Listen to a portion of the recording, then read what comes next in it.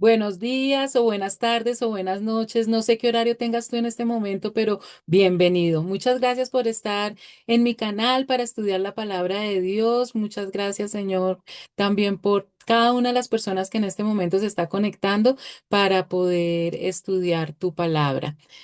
Sin más preámbulos, permítame en un momentico mientras comparto las diapositivas. Si tú estás por primera vez aquí, pues aprovecha también este tiempo para ir por tu bebida preferida, para poderte ponerte cómodo, que nada te distraiga y sobre todo dispón tu corazón y tu mente para que el Espíritu Santo obre maravillas y puedas aprender todo lo que nos quiera decir el Señor en el día de hoy. Permítame en un momentico, espero que ya estén viendo la pantalla verde. Listo. Bueno. Como les decía, bienvenidos. Para los que siempre me acompañan, muchísimas gracias. Y para los que están por primera vez, este es un grupo que se llama Del Génesis al Apocalipsis y lo que hacemos aquí es hacer un estudio no tan profundo, me gustaría mucho más, pero bueno, le vamos a dar más tiempo a los conocimientos que pueda tener estudiando más. Es simplemente un primer encuentro con la palabra de Dios. Mi nombre es Liliana Parga. Hoy nos encontramos en la clase número 125. Si tú quieres ver las 124 clases anteriores, es muy fácil. Entras a YouTube, pones Liliana Parga, vas a encontrar un icono de flores rojas muy hermosas, haces clic, te suscribes y en la sección de videos vas a encontrar todas las clases.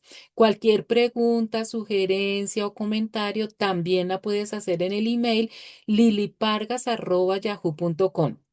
¿Qué es lo que vas a encontrar en estas 124 clases?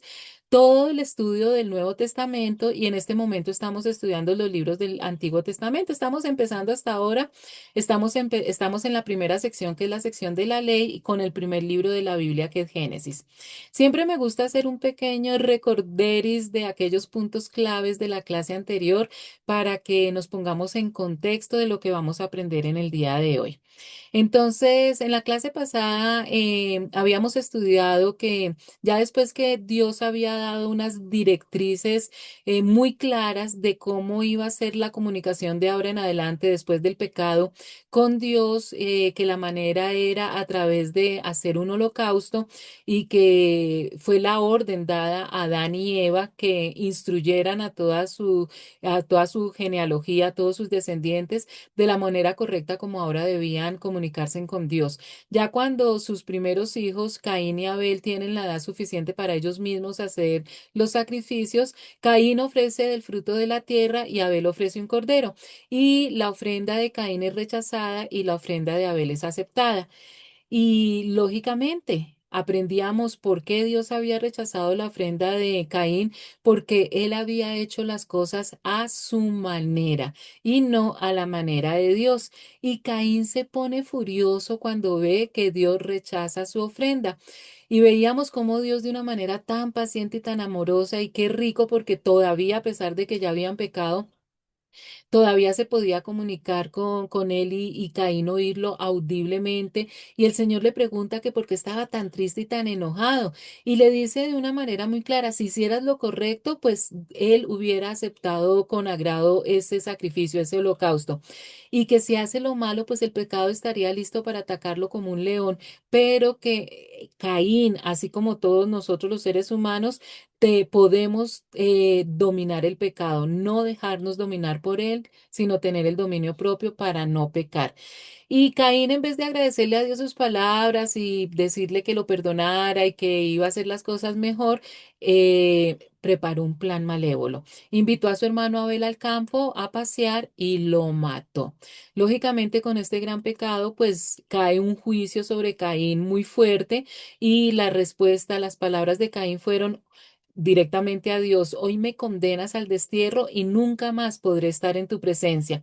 El destierro al que se refiere Caín, que es parte del castigo por ese pecado tan horrible que cometió al matar a su hermano Abel, era un destierro físico, es decir, que tenía que apartarse de sus padres y del resto de la familia, irse lejos del lugar donde ellos se habían establecido, que seguramente era muy cerca donde antes estaba el paraíso. Cuando ellos fueron expulsados del huerto del Edén, debieron quedarse muy cerca y Adán es expulsado para que vagara por toda la tierra.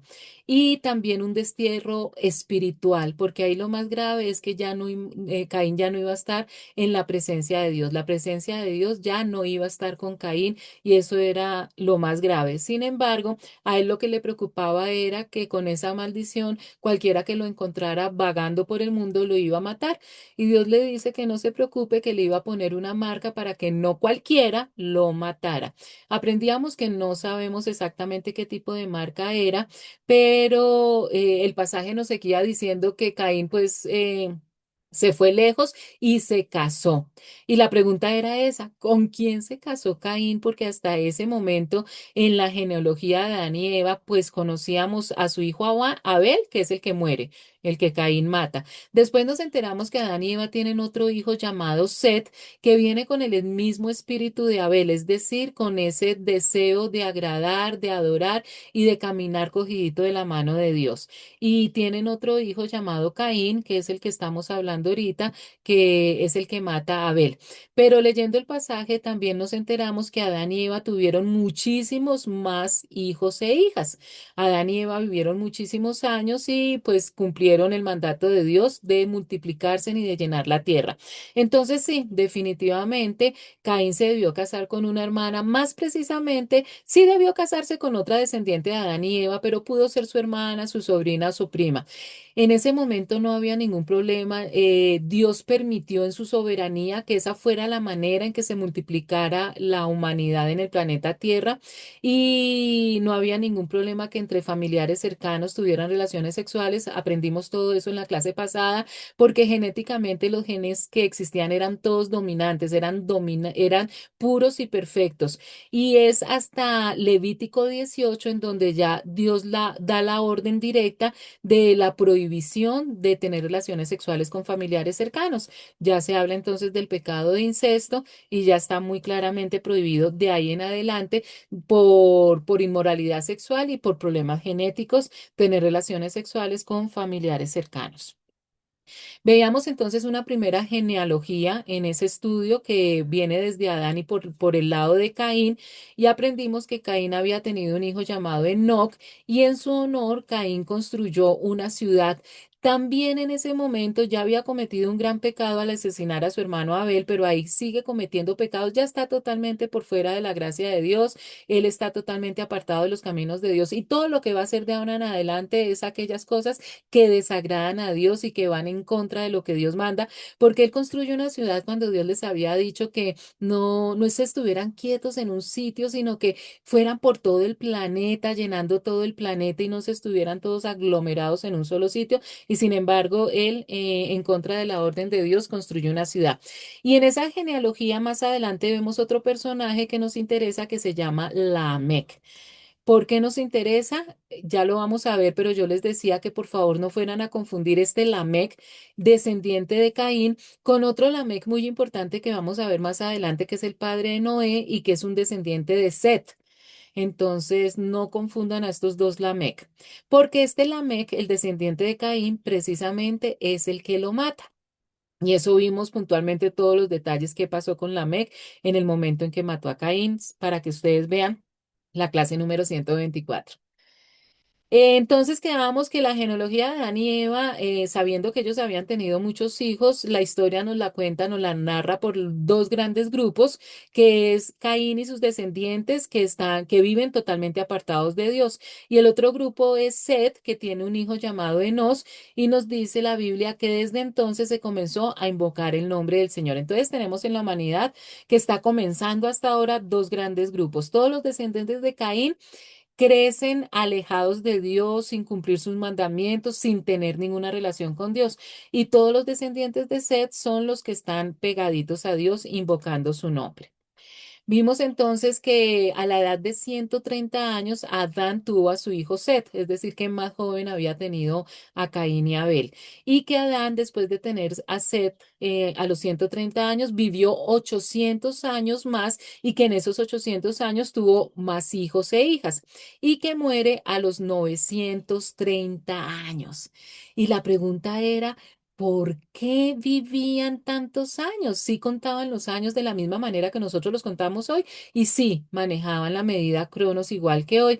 Y aprendimos muchísimas cosas, que antes del diluvio la Tierra tenía un eje vertical, la Tierra, su eje era paralelo y tenía unas condiciones físicas muy determinantes que las vimos en la clase pasada y que por causa del diluvio, es decir, después del diluvio, el eje de la Tierra se inclinó y esa inclinación hizo que hubiera una serie de cambios físicos, arqueológicos, meteorológicos, climáticos en el planeta Tierra y toda la explicación científica está en la clase pasada. Esos cambios permitieron que la gente viviera tantos años y después se venía una genealogía grandísima desde Adán hasta Noé y la característica más grande fuera de que vivían tantos años era la curiosidad de que todos estos personajes que nos narran en esta primera genealogía, segunda genealogía, porque la primera fue cortiquitica, la de Caín. Aquí va desde Adán hasta Noé. Conocían a Adán. Y es impresionante cómo 8 generaciones tuvieron contacto directo con Adán y supieron la historia de la humanidad por su protagonista, directamente de la boca de Adán.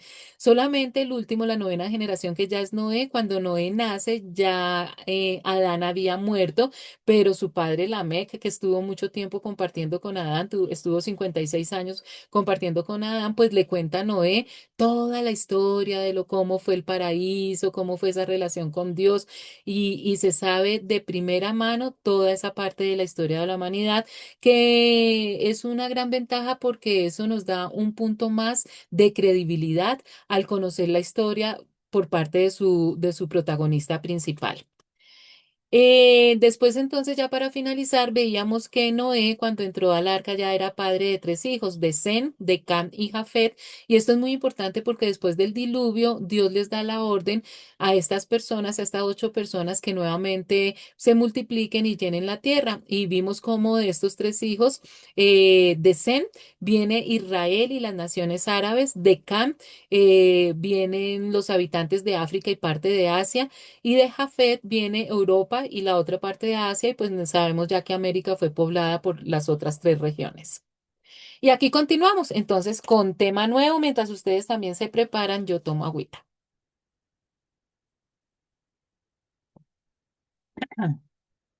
Listo, continuemos. Entonces vamos para Génesis capítulo 6, versículo del 1 al 3, y este es el famosísimo Génesis 6.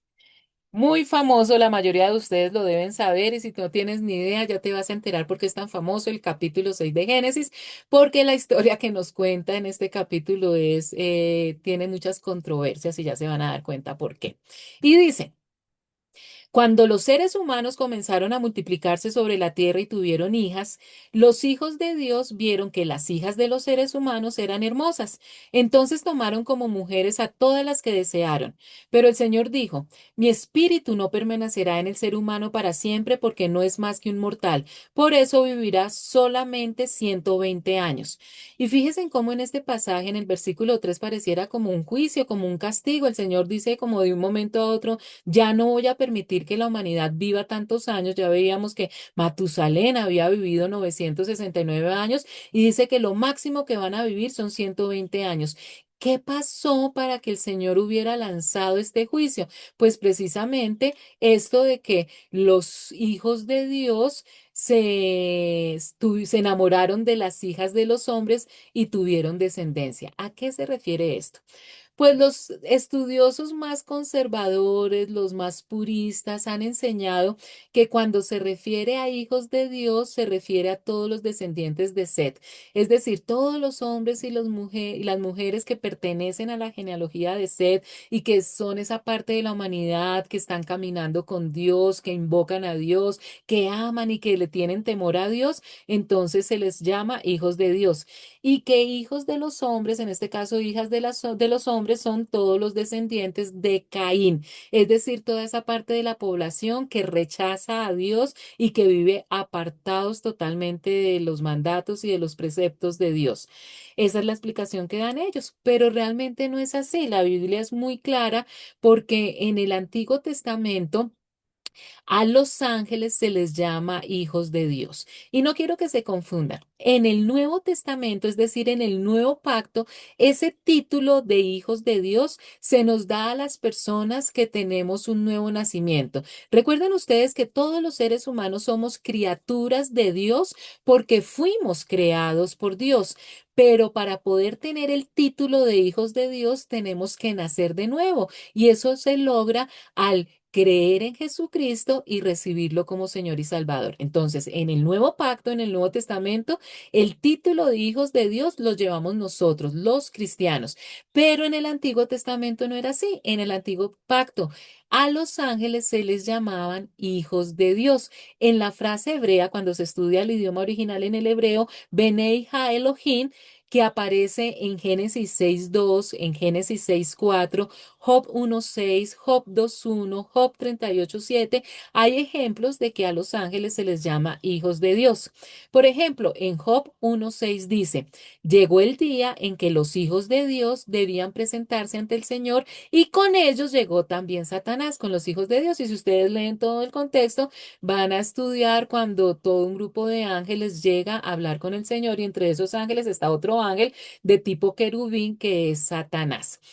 En este Génesis 6, capítulo 6, que habla de hijos de Dios, que ya identificamos que se trata de ángeles, específicamente está hablando de ángeles caídos, de ese grupo de ángeles que le creyeron a Satanás, se rebelaron con Satanás, se rebelaron a Dios y fueron expulsados del cielo aquí a la tierra. Dentro de esos ángeles caídos no fueron todos, un grupo de ángeles fueron los que cometieron este pecado. Tomaron como mujeres a todas las que desearon. Los hijos de Dios vieron que las hijas de los hombres, es decir, un grupo de ángeles caídos, vieron que las hijas de los hombres eran muy hermosas, que las mujeres humanas eran muy hermosas y tomaron como mujeres, tuvieron relaciones sexuales con todas las que desearon. Y por ese acto tan inmoral viene un juicio de parte de Dios. Y la primera parte de ese juicio es lo que leíamos en el versículo 3. Pero Dios dijo, no permitiré que los seres humanos vivan para siempre, no van a pasar de los 120 años. Entonces aquí hay una clara sentencia del Señor que la humanidad ya no iba a volver a vivir tantos años como antes en el diluvio. Después del diluvio hay unas excepciones a las a la regla muy poquitas, pero pues al día de hoy ustedes saben que sí hay gente que ha pasado y como que cada día hay una generación que ha sido muy longeva y pasan los 100 años, pero realmente ya en esta época nadie pasa de los 120 años. Sigamos, versículo 4 dice, al unirse los hijos de Dios con las hijas de los seres humanos y tener hijos con ellas, nacieron gigantes, que fueron los poderosos guerreros de antaño. A partir de entonces hubo gigantes en la tierra. Entonces, como consecuencia de ese acto inmoral, cuando los ángeles caídos tienen relaciones sexuales con las mujeres, nace una descendencia. No se sabe si tuvieron relaciones sexuales como nosotros las conocemos o hubo una manipulación genética para que de esos vientres de las mujeres naciera esa nueva raza que se llaman gigantes, que la Biblia nombra como gigantes. La palabra que se utiliza es nefilín. Nefilín significa gigantes. Entonces aquí está hablando que hubo una raza nueva compuesta por gigantes, los gigantes antiguos. Y es esta la segunda parte del juicio porque no solamente se reduce la edad de los seres humanos para la vida, sino que es esto hace parte de por qué Dios manda ese terrible juicio del diluvio universal. Porque hay una raza que es el resultado, es un híbrido, una mezcla de un ser humano y de un ser espiritual, de un ángel caído, y esa aberración física, moral y espiritual es la que Dios también quiere acabar. ¿Qué pasó con todos esos ángeles que cometieron esa aberración? Nosotros ya lo estudiamos cuando vimos las clases del Nuevo Testamento en Judas capítulo 1 versículo 6. Dice, y a los ángeles que no mantuvieron su posición de autoridad, sino que abandonaron su propia morada, los tiene perpetuamente encarcelados en oscuridad para el juicio del gran día. Como les decía, no fueron todos los ángeles caídos los que cometieron este pecado, sino un grupo, y esos ángeles que cometieron este pecado de Génesis 6 están encarcelados en una cárcel espiritual que nosotros ya habíamos estudiado, que se llama el Tartarus, y están esperando allí para el juicio final que hay para ellos al final de los tiempos. Y hoy en día se han encontrado muchas evidencias arqueológicas de que definitivamente en la Tierra sí hubo muchos gigantes. Entonces, pues definitivamente científicamente esta historia está comprobada. Sigamos, versículo 5-8 dice, al ver el Señor que la maldad del ser humano en la tierra era muy grande y que toda inclinación de su corazón tendía siempre hacia el mal, lamentó haber hecho al ser humano en la tierra y le dolió en el corazón. Entonces el Señor dijo, voy a borrar de la superficie de la tierra al ser humano que he creado y haré lo mismo con los animales, los reptiles y las aves del cielo. Me duele haberlos hecho, pero Noé contaba con el favor del Señor. Entonces esto es algo muy triste porque a pesar de que habían pasado tan poquitas generaciones, la maldad de los hombres era terrible. Claro, esa mezcla de mujeres con una gran población de descendientes de Caín, muy seguramente las mujeres que tomaron los ángeles caídos eran descendientes de Caín. Se une la maldad que ya existía en el ser humano con esa maldad que tenían esos ángeles caídos. Entonces estaba incontrolable la corrupción. Y los tres pecados que más surgieron en ese momento era en esta generación antediluviana que se caracteriza precisamente por la maldad. Y miren ustedes que todas esas características de esta generación antes del diluvio son las mismas características que el Señor nos dice en el Apocalipsis, que en los últimos tiempos iba a ser la generación como la de Noé, que una de las señales para que nosotros supiéramos que el Señor Jesús ya viene por segunda vez es que íbamos a ver a la humanidad con las mismas características de la época de Noé. ¿Y cuáles eran los pecados recurrentes? El asesinato, la inmoralidad sexual y la idolatría. Entonces nos dice el pasaje que se arrepintió Dios de haber creado al hombre. Y lo más triste es que le dolió en su corazón, porque él tenía bendiciones abundantes para el hombre y le dolió en el corazón que hubiera entrado tanta maldad. Y por eso dice, voy a borrar de este mundo a la humanidad que he creado, voy a acabar con toda la gente y con todos los animales. Estoy muy triste de haberlos hecho. Pero hay una gran bendición, es tanto el amor que el Señor le tiene a la humanidad que dijo encontrar la salvación, porque Noé contaba con el favor del Señor. Y aquí entra este gran protagonista en la historia, versículos del 9 al 13. Esta es la historia de Noé. Noé era un hombre justo e íntegro entre su gente y anduvo fielmente con Dios. Permítame que he estado dictando harta clase y estoy con la gargantica seca. Tuvo tres hijos, versículo 10, Sem, Cam y Jafet. Pero Dios vio que la tierra estaba corrompida y llena de violencia. Al ver Dios tanta corrupción en la tierra y que la gente había corrompido su conducta, dijo a Noé, he decidido acabar con toda la gente, pues por su causa la tierra está llena de violencia. Así que voy a destruir a la gente junto con la tierra. Entonces, Dios da una nueva oportunidad a la humanidad. Él quería deshacerse de toda la creación, acabando absolutamente con todo, pero cuando voltea a mirar y ve a este hombre, dice, no, definitivamente me mata el corazón de alegría este hombre. ¿Por qué? ¿Qué características vio Dios en Noé? Porque es muy importante nosotros que estudiemos estas características que Noé tenía, que evitó que el mismísimo Creador, el mismísimo Dios, borrara absolutamente la humanidad.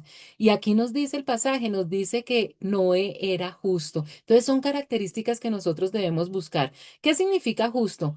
Actuar de manera equitativa, imparcial y objetiva. Eso implica tratar a todos por igual, sin favoritismos ni discriminación, y tomar decisiones basadas en criterios objetivos y razonables. ¿Qué más era Noé? Nos dice que era íntegro, es decir, que era decente, honesto, probo, que estaba probado, que era recto, intachable, honorable, honrado. Me encanta la cantidad de sinónimos que tiene: irreprochable, incorruptible, insobornable.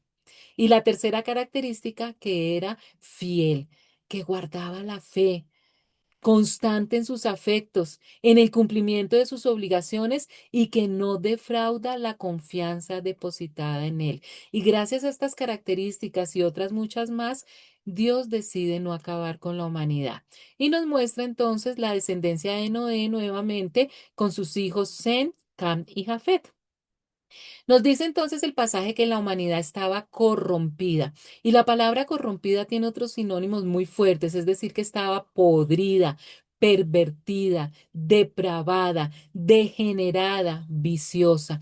Es decir, que era una humanidad. Es que estos sinónimos, ya yo lo dicen todos, son los sinónimos más fuertes que yo había oído para nombrar las características de alguien. Terrible. Era una humanidad que tenía un corazón ya tan endurecido que absolutamente nada les preocupaba, no tenían temor de nada. Lo único que les preocupaba era su propio bienestar, ni siquiera de su familia cercana, sino ellos en el lodo. Carnal más impresionante. Y es esta la razón por la que Dios borró a toda esa generación. Y una de las características horribles era la violencia, que se define como el uso intencional de la fuerza física o el poder, ya sea real o una simple amenaza contra uno mismo, contra otra persona, contra un grupo o contra una comunidad entera. Esta acción de la violencia puede resultar en daño psicológico, en lesiones, en muerte, en privaciones o en un desarrollo deficiente. Es decir, que miren cómo será de terrible la violencia, que no se necesita ni siquiera que sea física y utilizando un arma, sino que simplemente una violencia con palabras, una violencia psicológica ya hace daño. En esencia, la violencia implica la aplicación deliberada de fuerza o poder para causar daño o sufrimiento. ¿Y quién es el único que vino para robar, matar y destruir? Satanás. Definitivamente detrás de toda esta generación estaba la mano de Satanás, y llegó a ser tanta la corrupción y tanta la maldad que por eso viene ese juicio tan terrible del diluvio. Y Dios le dice a Noé, lo comparte con Noé, me encanta. Miren esa relación que tiene Dios con las personas que lo aman. Y Dios le dice a Noé, voy a destruir a la gente junto con la tierra. Me imagino que Dios volteó a mirar cuando oyó esas palabras de Dios y quedó como condorito, plop.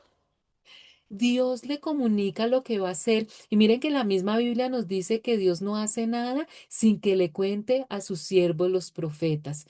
Y por eso nosotros tenemos que discernir los profetas verdaderos que están en el Antiguo Testamento y las profecías verdaderas que podemos encontrar hoy en el Nuevo Pacto, porque siempre Dios nos anuncia lo que va a hacer.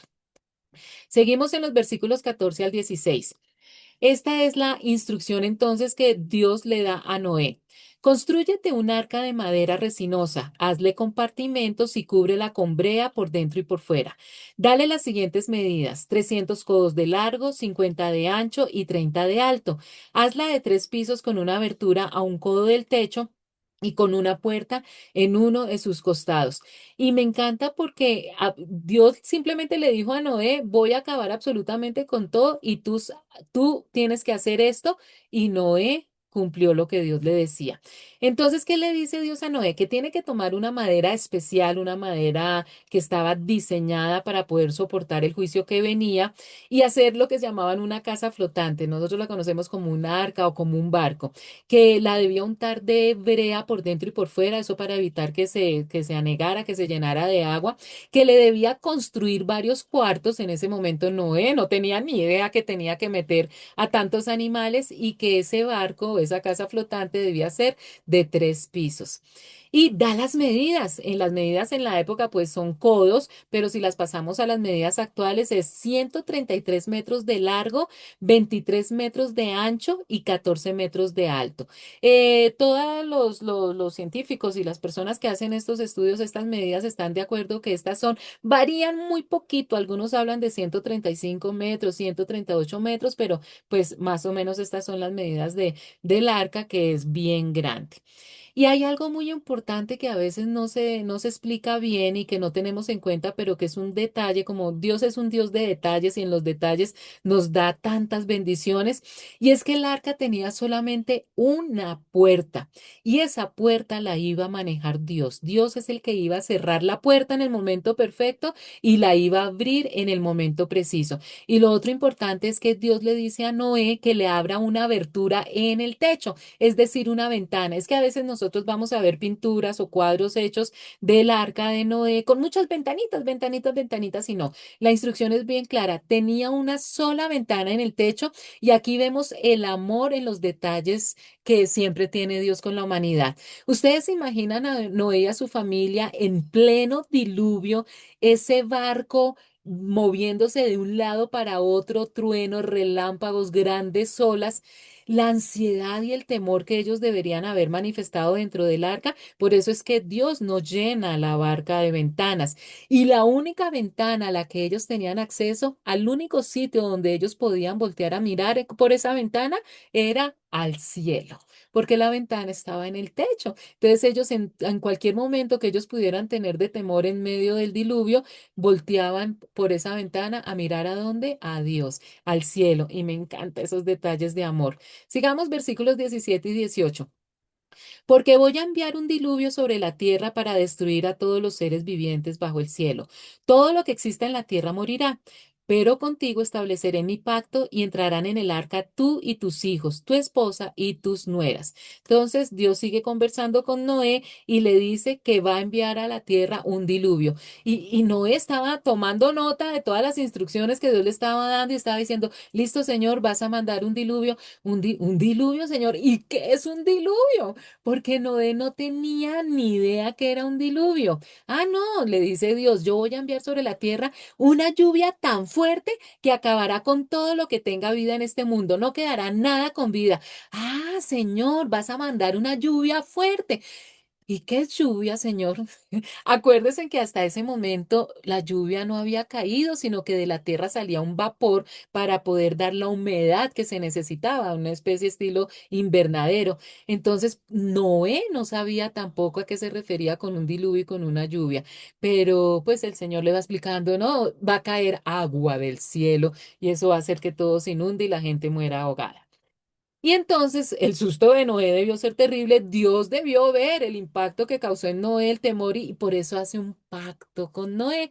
Y la primera parte del pacto lo tranquiliza y le dice, tranquilo, voy a preservar tu vida y la de toda tu familia. Yo te voy a cuidar, no te preocupes. Entonces ya había habido un pacto con Adán, que es el primer pacto, el pacto adánico que encontramos en la Biblia, y este es el segundo pacto que empieza con esta promesa de cuidarlos. Versículos 19 al 22. Haz que entre en el arca una pareja de todos los seres vivientes, es decir, un macho y una hembra de cada especie, para que sobrevivan contigo. Contigo entrará también una pareja de cada especie de aves, de ganado y de animales que se arrastran por el suelo para que puedan sobrevivir. Recoge además toda clase de alimento y almacénalo para que a ti y a ellos les sirva de comida. Y Noé hizo todo según lo que Dios había mandado. Entonces, después de la primera instrucción de que tenía que construir un arca con unas especificaciones precisas, le dice que tenía que buscar una pareja de todos los seres vivientes, una pareja de animales, y es muy claro cuando el Señor dice una hembra y un macho. Esto nos sigue corroborando la enseñanza de la Biblia que bota por tierra cualquier ideología de género. Entonces, Dios le dice a Noé que tiene que buscar dentro de todos los seres vivientes una pareja de los animales y especifica, no sé exactamente por qué, porque si ya había dicho de todos los seres vivientes, que una pareja de todas las aves existentes, una pareja del ganado y de los animales que se arrastran por el suelo. Uy, a mí me parece que eso debía sobrar, pero bueno, no, Dios sabe más, mentiras. Pero miren que aquí hay otra instrucción muy específica, es que Dios le dice que tiene que recolectar alimento para darle a los animales y para que ellos mismos coman. Y me sorprende cómo Dios pone a trabajar a Noé y a su familia de una manera ardua, porque miren que Dios pudo haber hecho como hizo con los israelitas cuando los sacó de Egipto, que les dio de comer. Recuerdan que Dios mandó maná del cielo para que ellos comieran, pues Dios también pudo haber todos los días que apareciera en el arca comida o que no les hubiera dado hambre en los días del diluvio o muchas formas para que ellos hubieran pasado todo ese tiempo sin preocuparse por la comida. Pero no, en su soberanía Dios quiso que Noé y su familia colaboraran para que pudieran sobrevivir y tuvieron entonces que conseguir la comida tanto para ellos como para los animales. No sé qué instrucciones les daría a Dios si ellos supieron exactamente qué cantidad de comida tenían que recoger por el tiempo que iban a pasar en el arca. Pero miren que de ahora en adelante, cada instrucción que Dios le da a Noé termina con esta frase tan hermosa. Y Noé hizo todo según lo que Dios le había mandado. Definitivamente Noé era el hombre. Él en ningún momento empezó a pelear con Dios que porque iba a hacer eso, o empezó a quejarse por todas las cosas que tenía que hacer, o empezó a darle ideas diferentes al Señor. No, él cumplió obedientemente, mansamente, con todas las instrucciones del Señor. Qué lindo Noé, ¿no es cierto? Entramos entonces, chicos, al capítulo 7, versículos del 1 al 5. Dice, el Señor dijo a Noé, entra en el arca con toda tu familia porque tú eres el único hombre justo que he encontrado de esta generación. De todos los animales puros, lleva 7 machos y 7 hembras, pero de los impuros, solo un macho y una hembra. Lleva también 7 machos y 7 hembras de las aves del cielo para conservar su especie sobre la tierra porque dentro de 7 días haré que llueva sobre la tierra durante 40 días y 40 noches, y así borraré de la superficie de la tierra a todo ser viviente que hice. Noé hizo todo de acuerdo con lo que el Señor había mandado. Entonces, después de esas primeras instrucciones, Dios le dice a Noé, mire, dentro de toda la humanidad que existe, toda la gente de este tiempo, solamente he visto a Noé como un hombre bueno. Le dice a Noé, he visto que tú eres el único hombre bueno. Y esto es muy importante que lo tengamos en cuenta. El único hombre bueno que en ese momento encontró Dios en el planeta Tierra, en toda la humanidad antes del diluvio, fue Noé. ¿Por qué? Por amor a Noé, por esas características hermosas que tenía Noé, Dios cuidó a su familia y por eso también su esposa, sus 3 hijos y sus 3 nueras se salvan. Pero no porque ellos tuvieran esas características de Noé. ¿Por qué les hago esta aclaración? Porque a pesar de que Dios empezó una nueva humanidad después del diluvio, con una familia tan preciosa, sin embargo, los pecados siguieron ocurriendo después del diluvio. ¿Por qué? Porque sus hijos vivieron en esa humanidad antes del diluvio y conocían todas esas mañas y todos esos pecados y esos los llevaron a la siguiente fase de la humanidad. Es importante que tengamos en cuenta eso. De todos los animales y aves, le dijo Dios que entraran en el barca, en el arca, pero que de los animales puros cogiera 7 parejas. Y esto es pregunta de trivia. Si a uno le preguntan cuántas parejas de animales entró Noé en el arca y todo el mundo dice una pareja de cada animal. No, la instrucción es bien clara, de los animales puros. ¿Y cuáles son los animales puros? Aquellos animales que Dios aceptaba como ofrenda en los holocaustos que la gente hacía cuando querían hablar con Dios. Esos son los animales puros, los que él aceptaba como ofrenda. De esos animales puros tenía que Noé meter en el arca 7 parejas de cada uno. Y de los animales impuros, es decir, de aquellos animales que Dios no aceptaba como ofrenda, solo sí podía llevar una sola pareja. Y le dice, dentro de una semana voy a hacer que llueva 40 días y 40 noches. Así destruiré en este mundo todo lo que he creado. Fíjense que desde el momento en que Dios le da la orden a Noé que meta todos estos animales en el arca, dice que pasa una semana. Noé solamente se demoró una semana metiendo los animales en el arca y ahí entra la parte de Dios, la parte sobrenatural de Dios. A Noé no le tocó ir hasta el último rincón del planeta a traer todos los animales conocidos y escoger las 7 parejas. No, Dios actúa sobre el instinto animal para que estos animales lleguen al arca. Ellos se presentan al arca y lo que hace Noé es entrarlos y pues acomodarlos y distribuirlos en los diferentes cuartos que había hecho. Entonces, él dura una semana. La mayor parte del tiempo desde que Dios le cuenta a Noé que va a destruir la tierra por un diluvio, porque vamos a ver más adelante que duró casi 100 años, ese tiempo se le va es construyendo el arca y recolectando la comida. Y el pasaje, como les decía, termina con esta frase hermosa, y lo hizo así Noé conforme a todo lo que Dios le mandó, siempre obediente, sin chistear, sin alegar. Versículos 6 al 10.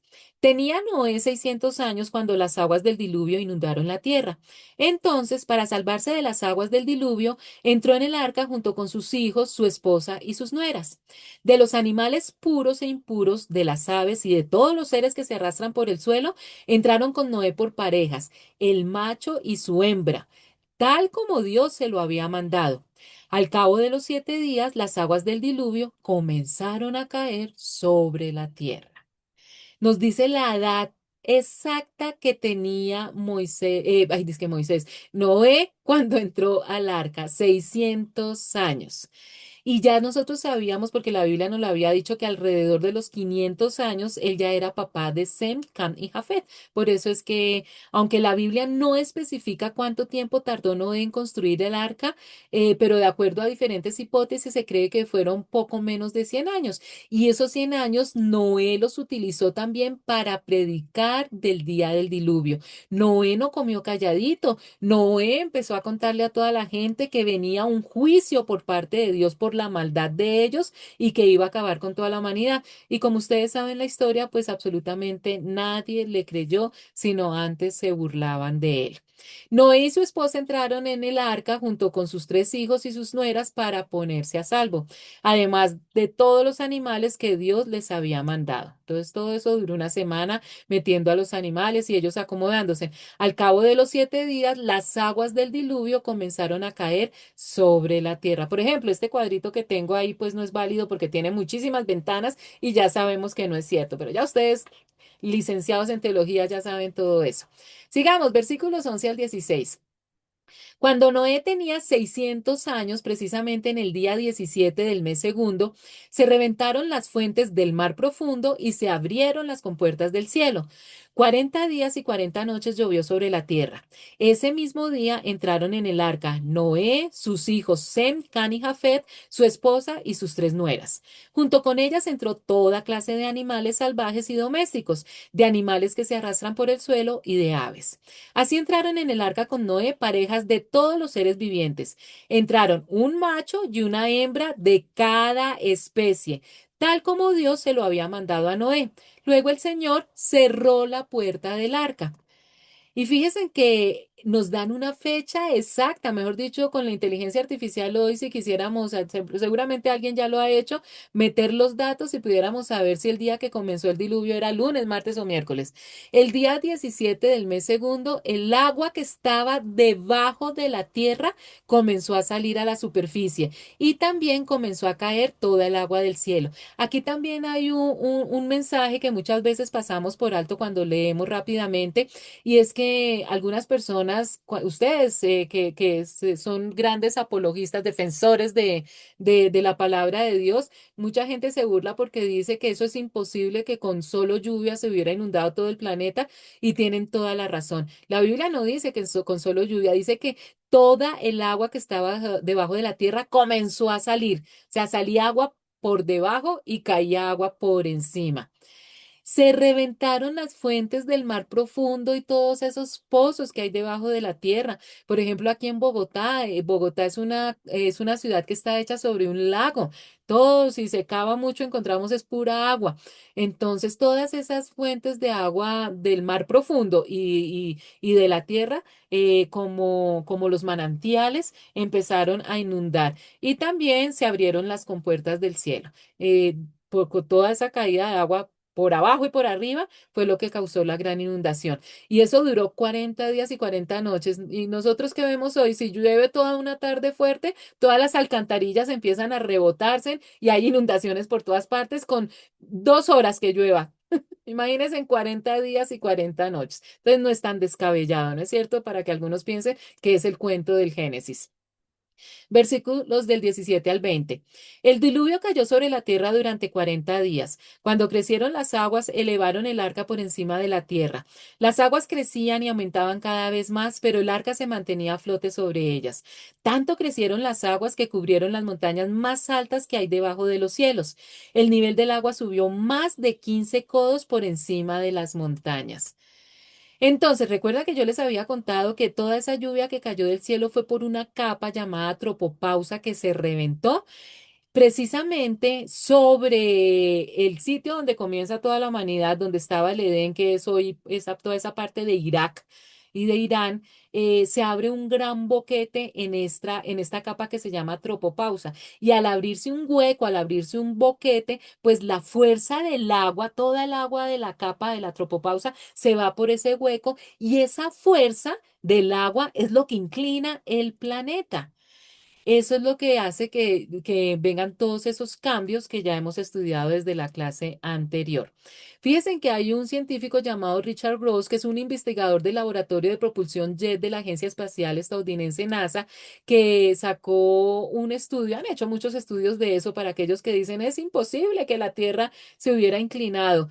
Nos cuenta él que el terremoto de 9 grados de magnitud en la escala de Richter que asoló Japón el 11 de marzo de 2011 habría cambiado el eje de la Tierra y acortado los días.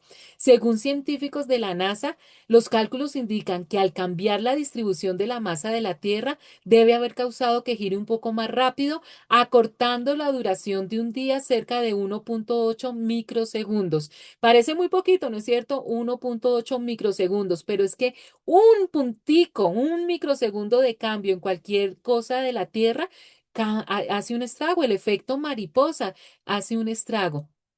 Entonces, aquí no solamente pasan dos cosas, con esto se cumple una de las profecías que nos dice que en los últimos tiempos los días se iban a cortar, iban a ser más corticos y miren que esto se cumplió, no solamente con ese terremoto de Japón, sino también hubo un terremoto en Chile de más de 9 grados también, que también hizo que hubiera cambios terribles físicos. Si un solo terremoto en un sitio específico de la Tierra ha podido causar estos cambios, imagínense en ustedes un diluvio en todo el planeta Tierra si no fue posible que eso hubiera cambiado el eje de la Tierra, científicamente comprobado.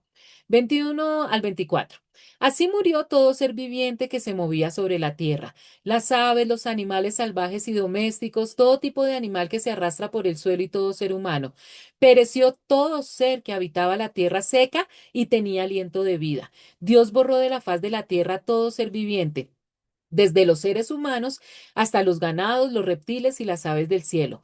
Todos fueron borrados de la faz de la tierra. Solo quedaron Noé y los que estaban con él en el arca, y la tierra quedó inundada 150 días. Entonces, el agua tardó en bajar 150 días, o sea, 40 días y 40 noches fue el tiempo que duró saliendo agua de la tierra, de los pozos subterráneos y cayendo agua del cielo. Eso fueron 40 días y 40 noches. Se cerró el grifo. Se cerró el grifo y así fue como murieron hombres y mujeres, todos los animales domésticos, salvajes, las aves, los reptiles, los insectos, todos los seres vivos fueron destruidos mientras los 40 días y los 40 noches. Solo quedaron con vida Noé y los que estaban con él dentro del arca. Y después de esos 40 días, ya cuando se cierra la llave, pasan 150 días más y el agua todavía seguía bajando. No fue tan rápido. Acuérdense en que Dios es un Dios de proceso y este proceso fue largo. ¿Por qué?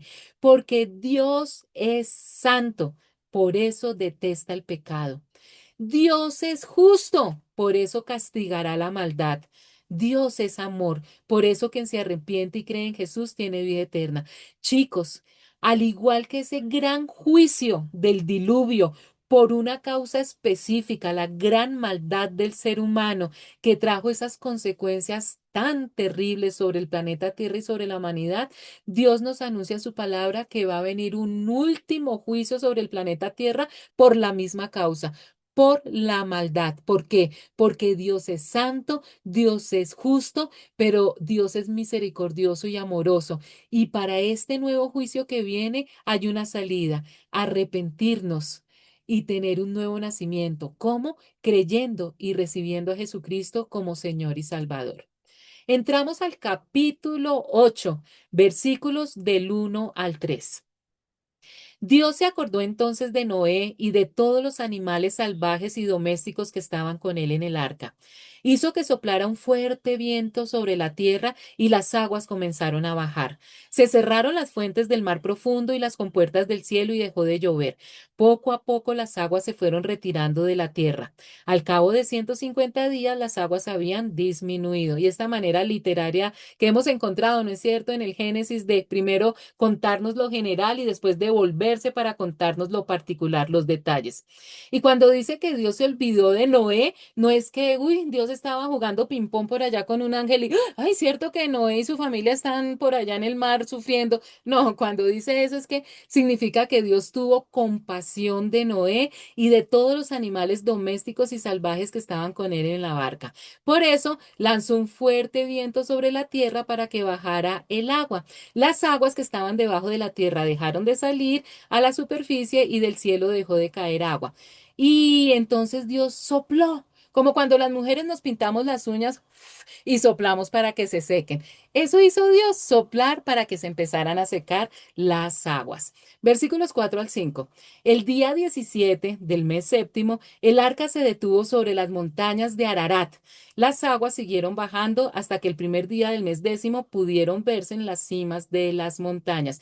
Y fíjense que aquí es muy claro cuando el Señor, la Biblia nos dice que las montañas, este es el monte Ararat. El monte Ararat está compuesta por varias montañas y en la época antes del diluvio pues tenía muchas montañas.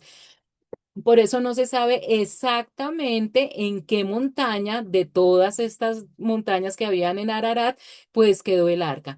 En todo caso, lo que sí sabemos es que este complejo del Monte Ararat está en Turquía y hace relativamente poco, ya después de haber pasado tanto tiempo, se encontraron. Se encontró la excavación, se encontró el sitio donde muy seguramente está enterrada el arca. Lógicamente han pasado muchísimos años, geográficamente este sitio ha cambiado muchísimo, es un sitio de muchos terremotos y fue gracias a un terremoto que se pudo ver entonces esta figura y ya se ha comprobado que definitivamente es el arca, está enterrada, pero y es un sitio que por los problemas religiosos y todos los problemas que hay en esos países, pues no tiene acceso fácil ni a periodistas, ni a turistas, ni nada de eso, pero sí hay por ahí buenos documentales en YouTube. Hay una entrevista que hace Itiel Arroyo a un arqueólogo que ya estuvo allá y comprobó que definitivamente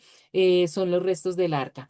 Entonces, más comprobaciones con la frase y la Biblia tenía razón.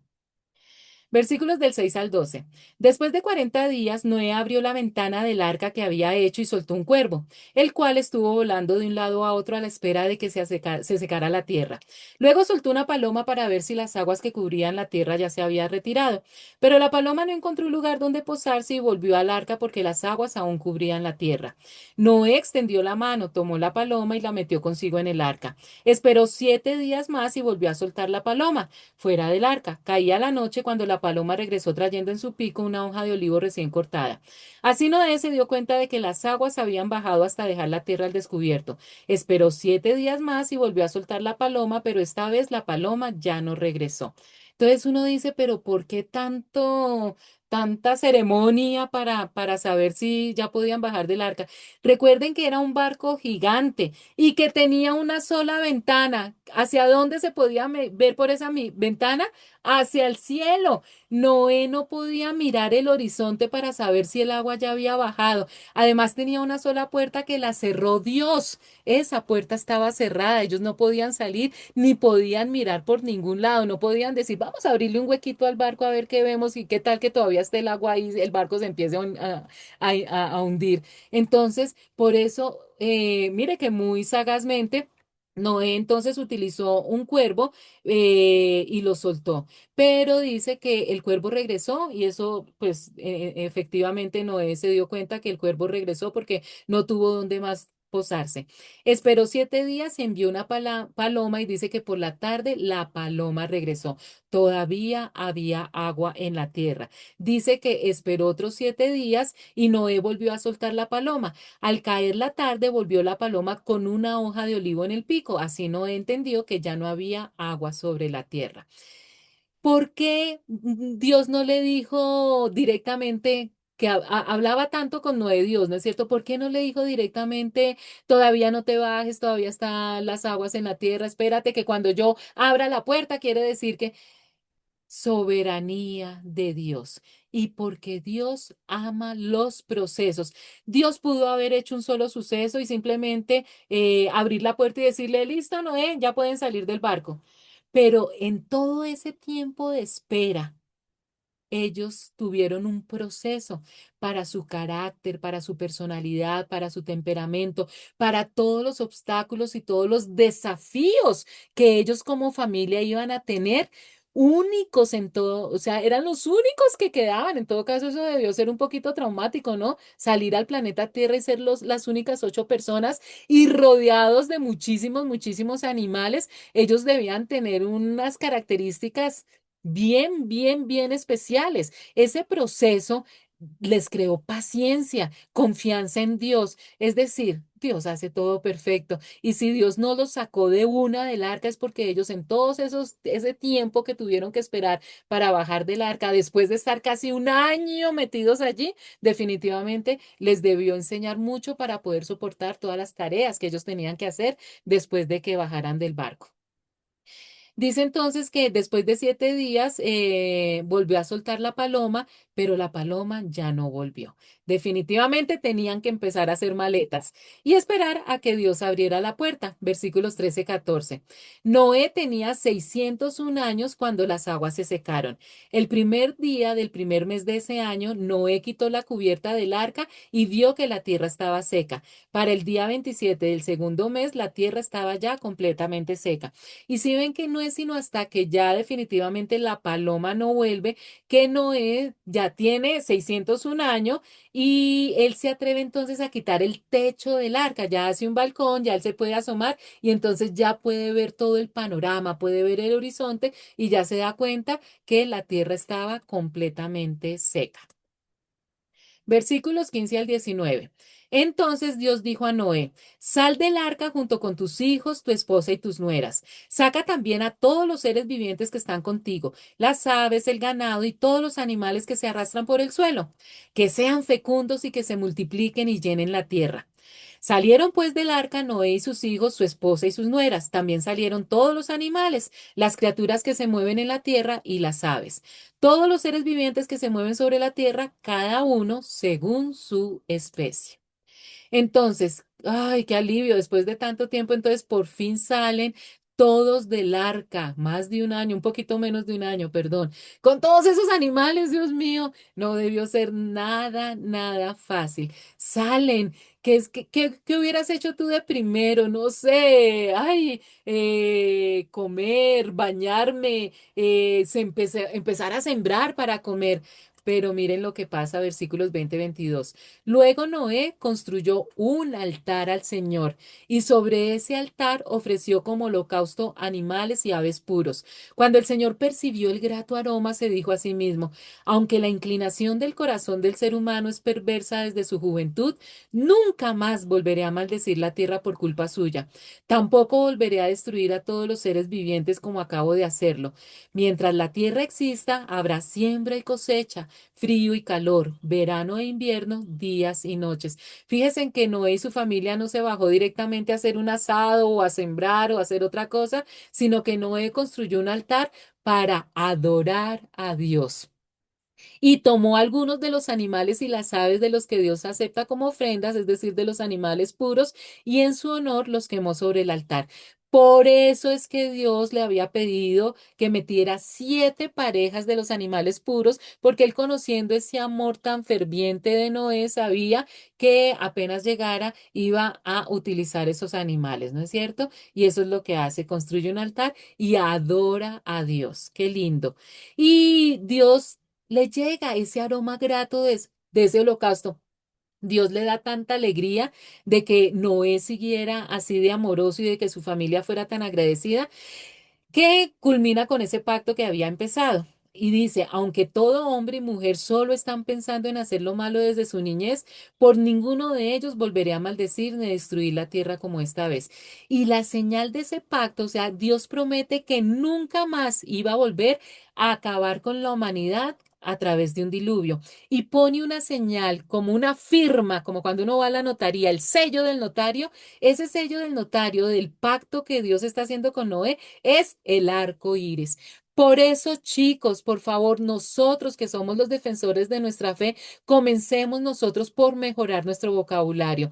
Cuando hablemos de toda esta organización de LGBTIQ, bueno, como se llame, no hablen del arco iris. El arco iris es una señal de Dios, del pacto que Dios hizo con la humanidad para no volvernos a destruir a través de un diluvio. Cuando hablen de eso, digan la bandera de colores o póngale otro nombre, pero no nos dejemos robar el arco iris, nos pertenece a nosotros, no es de ninguna organización. Por favor, se los pido. Y esa promesa de Dios es contundente. Dice, mientras la tierra exista, siempre habrá siembras y cosechas, siempre hará calor y frío, siempre habrá invierno y verano y también noches y días. Esa es la promesa de Dios. Entonces no hay eso de que en cualquier momento la tierra pueda explotar y que todo se va a acabar. No, hay una promesa de Dios a través de un pacto sellado con el arco iris de que Dios no va a volver. Sí va a haber un nuevo juicio, no por agua, sino por fuego. Entonces, eso es muy importante, chicos, que lo sepamos. Y hasta aquí llegamos en nuestro estudio de hoy, que tiene muchas cosas, como todo lo que el Génesis nos enseña, que es un libro hermosísimo. Entonces, dentro de 8 días, Dios mediante, seguimos con nuestro estudio del Génesis. Repásenla, por favor, denle me gusta, compártala, a ver si todas estas clases se mueven por internet para que llegue a más personas. Chicos, muchas gracias por su atención y por su cariño. Nos vemos dentro de 8 días. Que tengan una hermosa semana. Bendiciones.